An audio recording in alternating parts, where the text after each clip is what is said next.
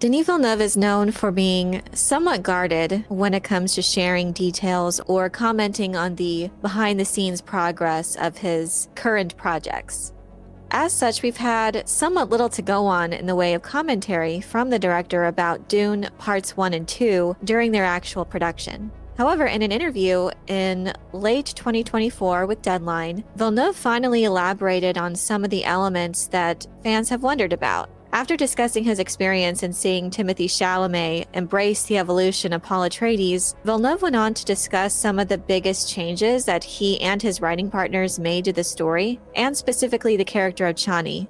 In the article, the interviewer from Deadline says, "It's also Zendaya's film. Her Chani provides the moral compass and makes the romance feel real." Villeneuve says, "Paul is the main character, but Chani is our moral compass. It's a big difference. That's where the movie differentiates itself from the book. In the book, she's a believer. She's in Paul's shadow. But I decided to transform our character in order to bring this idea that the movie will be a cautionary tale and not a celebration of his ascension." When the first book was released, Frank Herbert said he was disappointed by the way the book was perceived by some readers who saw in Paul a hero and saw the book as a celebration of Paul. Herbert wanted to do the opposite. He wanted to do a cautionary tale, a warning against the embrace of charismatic figures. In order to correct this perception, he wrote a second book called Dune Messiah that made sure that his initial intentions would be more clear. And me knowing this, I made this adaptation having this knowledge. I tried my best to be, let's say, more faithful to Frank Herbert than to the book.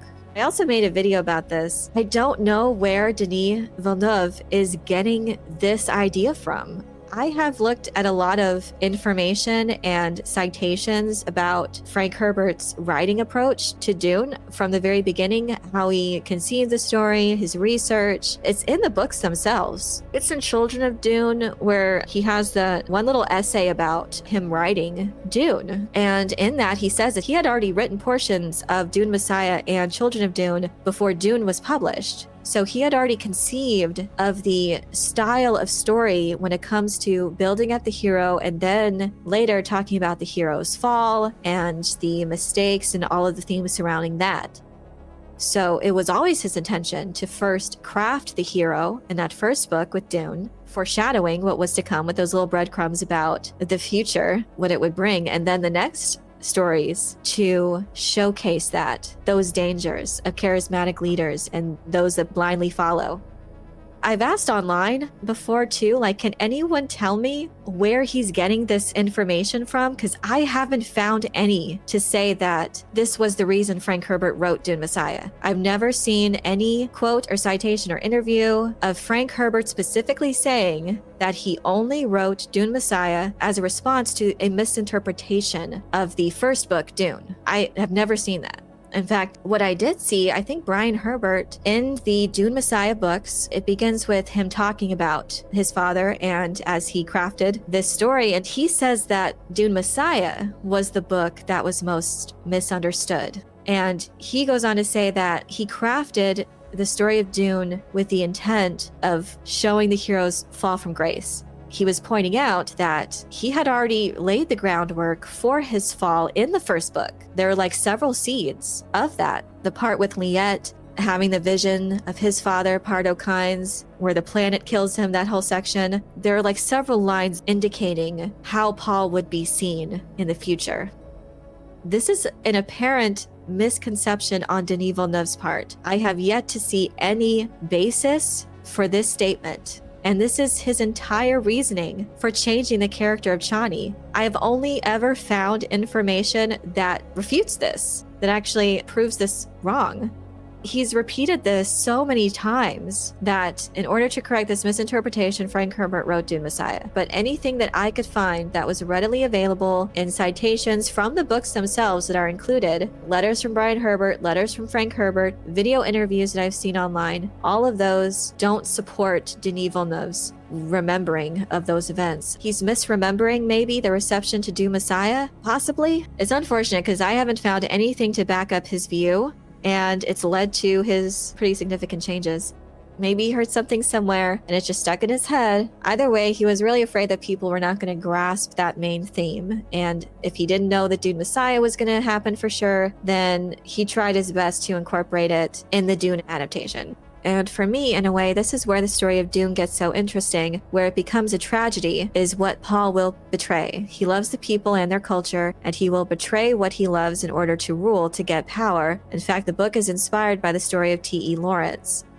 I just don't think it's as simple as that. He's implying that he had more of a choice than he actually did. The Fremen people were manipulated for thousands of years to hold the religious views that they do. Not so much when it comes to the sandworm rituals surrounding Shai Hulud, but when it comes to the Lisan al-Gaib and the Messiah prophecies, those were instilled into them, into this particular culture that was so deeply spiritual already, but the circumstances of their life living on this planet that tries to kill you in any number of ways any second. That sort of culture became this society where these rituals were so founded and shaped by their environment and with the Bene Gesserit's religious manipulation. So much so to the point where they have these female religious leaders called Reverend Mothers that very much evokes how the Bene Gesserit operate, and that do the same thing when it comes to the agony ritual of unlocking their genetic memory. And so when it seemed that the fulfillment of the one that had arrived that would transform their world into a paradise where they would never want for water ever again, yeah, they wanted to see the fulfillment so fervently and passionately. They wanted to believe. They were primed to believe. How he portrays the Fremen at times, they had their own will. They wanted to believe in these prophecies. For all intents and purposes, he was the fulfillment of that because the Bene Gesserit made sure that their Kwisatz Haderach would be accepted by these cultures. For him to say, oh, he's betraying, he loves the Fremen people and their culture and he's betraying what he loves, I didn't really see that in the book itself. The circumstances that he finds himself in, and these are incredible circumstances when it comes to the Bene Gesserit, how they've so much ingrained themselves with their missionary protectiva, having those safety valves in order for them to fulfill those roles in those prophecies for their own safety. So, I mean, that's incredible. The level of planning and depth of control that the Bene Gesserit hold. I'm going to say like he's betraying them by what? Helping them free themselves from Harkonnen oppression. They just see in Paul a way for them to have that fulfillment, a paradise, the shortening of the way they wanted to believe. At a certain point, it didn't matter what he did. They would have accepted him as the Mahdi, the Lisan al-Gaib, regardless, and would go to war in his name.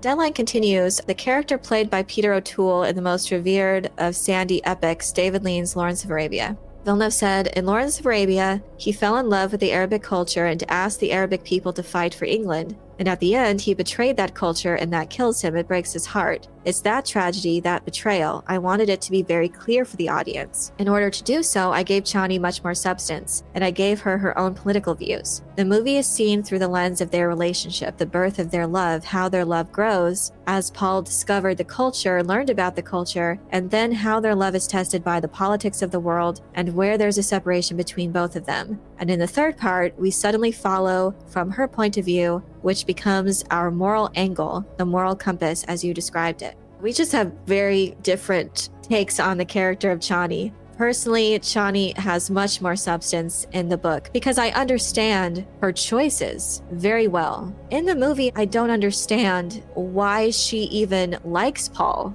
She seems very much distrusting of outsiders, and because she doesn't believe in the prophecies, why would she have any interest in Paul? It did seem forced to me. I believed Paul's being enamored with her, as Dune Part 1 laid the groundwork for that. He's already met her basically in his dreams, so that was more believable on his part. But how they portrayed the character of Chani, it doesn't really fit well with what we were told in Dune Part 1, because at the end of Dune Part 1, where he finally sees her, where they're finally together, Paul and Chani, she's giving him her crysknife and he's about to fight Jameis. She says, I don't believe you're the Lisan al-Gaib, but I want you to die with honor.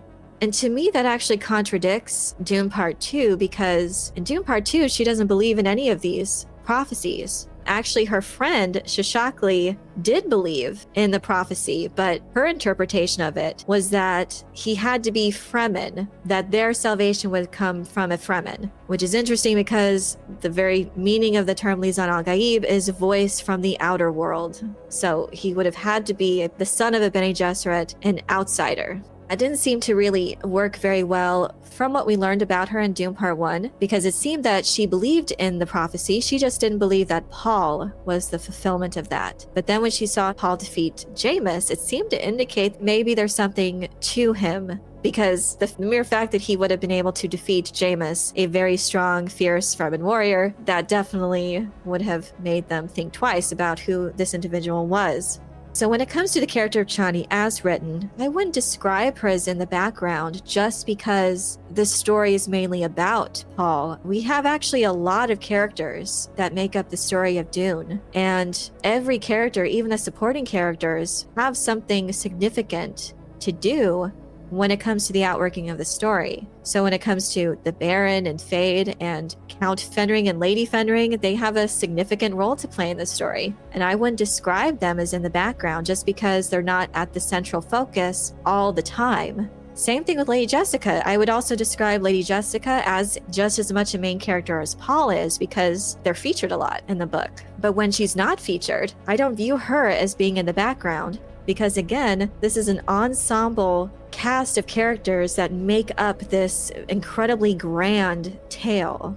When it comes to Chani's part, she has a significant role to play. She's a Saiyadina, and she is very much involved in the spirituality and rituals of her people, and in keeping with their religious roots and any rituals surrounding their survival. She knows all of that and is a part of keeping their tribe strong spiritually as well. So she was right there with Lady Jessica, taking part in the ceremony of the Water of Life. She's actually the second that if Lady Jessica failed, Chani would have been the one to take over for the Reverend Mother who was about to die. I never saw her as not having her own will. Just because she was religious didn't mean she wasn't strong, didn't mean she didn't have her own opinions. Book Chani is stronger to me because I understand her motivations. I understand all the decisions that she's making when it comes to her participation and all of the religious rites of her people. That makes sense because of the religious manipulation of the Fremen, her strength as a character, as a Fremen warrior. It makes sense that she has this fascination with Paul, that they have this relationship. But in the movie, I don't understand why she makes the decisions she does in Dune Part 2, because I don't understand why she even knows about the religious manipulation of her people, because that's something that she should not be aware of, and the movie doesn't explain why she has these views. I actually have the opposite point of view, I guess, because to me, the movie actually makes her seem one-dimensional and forced, because I don't understand why she is enamored by this outsider and why she can see the religious manipulation of her people, something she should not be able to know about. It completely undermines the Bene Gesserit and their plans. As the story, as her character continues, and as Paul is embracing, or is forced to embrace, his destiny as the Mahdi, it makes me more confused about the future of their relationship, because how could she then be with a man who she knows full well is embracing a prophecy that she knows to be fake? That's why I have the biggest struggle with this character and how this is going to be portrayed in a way that will make sense moving forward with the Dune Messiah adaptation. Because I can't see the same person just coming around to Paul's point of view unless there's just some changes. I have thought about this. I've given this some thought. But one way that I guess could make sense to me of why she would then have this repaired relationship with Paul, considering that she does know so much already as the films establish, maybe if Paul makes her aware of what truly is going on when it comes to his abilities and his prescience.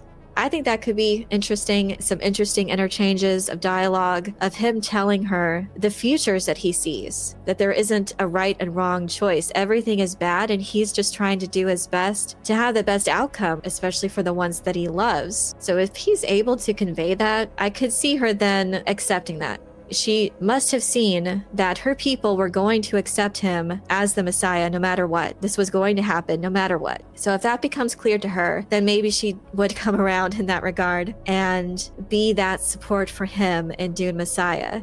If he just lays out his cards on the table, just makes her aware of the whole situation so that she can see what's going on in his prescient vision and his abilities and what he sees, and that he's not in control of destiny, it's the other way around. And the only choice that he has are what's going to do the least amount of damage. And hopefully it will lead to the least amount of suffering for the ones that he loves, especially in Dune Messiah that has made it more clear that he's trying to do that. Deadline continues, why did you make that choice? In reference to Chani. Villeneuve says, so the audience can understand that Paul is moving in the wrong direction and she feels betrayed. I felt that Chani had that beautiful charisma, and anything she does on screen, she's a movie star, she has that. As you've said, you cannot take your eyes from her. She is very magnetic, but I love actors that are good listeners. People that, when everybody's talking in the scene, you can keep your camera on. Like Zendaya, you can feel all grammar unfolding in the way she reacts and deep inside her eyes. I put a lot of chips on it. I put a lot of pressure on her shoulders because I removed all. She has no lines toward the end. The third act is almost there as a presence that reacts emotionally to what's happening and to the betrayal. I kept saying to my crew, if we don't believe in their love story, there is no movie. So my focus, the entire movie view, was to make sure that I will protect that journey between both characters and to make sure that the relationship will come to life. And I do wonder, general audiences, are they getting this? Did they get this love story? I think they get the war epic part, because he says this often, that it's the romance, the love story that's at the heart of that particular movie. But I personally don't see it as that. I feel like the heart of the movie is Paul Atreides and his journey. Chani is a part of that, but the main part of the story is the evolution of the character of Paul, and the main themes of Frank Herbert's saga revolve around him. So there is love in it. It's important, and it's important in establishing the characters and their many layers, but it's just this one thing that's happening in the midst of this grand scale story. And unfortunately, too, I just don't think that maybe a lot of audiences got that. One good scene, I think, with Paul and Chani is where they're finally starting their little budding romance, where she teaches him how to sand walk, and there's this really nice music. But I never really get the strong love story, which is a shame because it is very strong. They have a relationship for several years. They are essentially married and have a child together. So they have this life together already. So it's a very streamlined version, I guess, of their relationship is what's in the film. Robert Meyer Burnett put it very well, that Villeneuve's take on Dune is like a tone poem, a condensed, streamlined version of this story, a story that is so complex, has so many moving parts. It's definitely a challenge, and I applaud his effort because it's not easy. And he definitely provided the more cinematic version of this story. Incredible scenes that he put to screen that were so well done. But it's just these certain things when it comes to Chani that I just don't think is connecting. It doesn't connect with me in the way he decided to interpret this character and why he decided to do it. It's not connecting with me as a Dune fan, but also as far as like general audiences, I just don't know if it really came across to them, because for Dune fans, we can more readily understand why he made these choices, because we understand the themes that Frank Herbert was trying to convey. And in Villeneuve's mind, this is how he decided was best in his interpretation to convey that theme. But as far as general audiences, are they getting the meat of that theme surrounding Paul Atreides' character? Because whenever I hear general audiences or any like normies talking about it, it's never that part of the story that's really talked about. It's other things that really stood out. It's Paul and Fade's dynamic. It's Paul's ascension as the Duke of Arrakis. Lady Jessica actually was talked about the most. She also had a lot of significant changes to her character, but that was more readily, to me, I could grasp the point of that, because having this condensed timeline really needed to speed up these events that took several years to do. So Lady Jessica seemed like she was the spearhead fanning the flames of that religious fervor among the Fremen and getting them to believe. So I get the changes more readily for Lady Jessica and for Leah than I do for Chani as it relates to how the story progressed and how Denis Villeneuve made these changes and why. I just don't know if it was successful in what he was attempting to do or what he was attempting to convey with her character. But I'm curious to know what you think about Villeneuve's comments about the reasons for his changes to the story of Dune. Do you think the director is mistaken in his take on Herbert's motivation for writing Dune Messiah? Do you feel his changes to Chani were effective in conveying the author's intended themes? Let me know your thoughts in the comment section below. I hope you enjoyed this video. Leave a like if you did, and be sure to subscribe for more Dune and other sci-fi and fantasy news and lore. And if you're looking for other ways to show your appreciation, you can check out my Patreon page, where members get access to exclusive content and perks. Thank you all so much for your support. And as always, have a very nerdy day.